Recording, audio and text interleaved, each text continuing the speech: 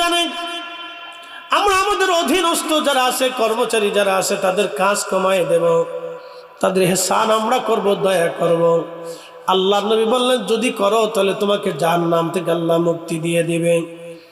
আল্লাহর নবী আরো বললেন আমার উম্মত মাহে রমজানে আমার গুনাহগার রোজাদার উম্মতকে তুমি ইফতার করাও, তাকে পেট পুড়ে আনন্দ চিত্ত করে তাকে মজা করে তুমি খাওয়াও, তার তৃষ্ণা তুমি মিটাও, ক্ষুধা তুমি মিটিয়ে দাও। আল্লাহর নবী বললেন যদি মিটাও একটা রোজার সওয়াব তোমার আমলনামায় দেওয়া হবে। যাকে ইফতার করাইবা তার রোজা হোক বা না হোক তোমার আমলনামায় রোজার সওয়াব লিখে দেওয়া হবে, তার সওয়াবও কম করা হবে না, তোমারটাও কম দেওয়া হবে না। এক সাহাবী বলেন ইয়া রাসূলুল্লাহ আমাদের ভিতরে এমন উম্মত আছে, সাহাবী আছে যারা ইফতার খাওয়াইতে সামর্থ্য রাখে না, তারা নিজেরাই দরিদ্র।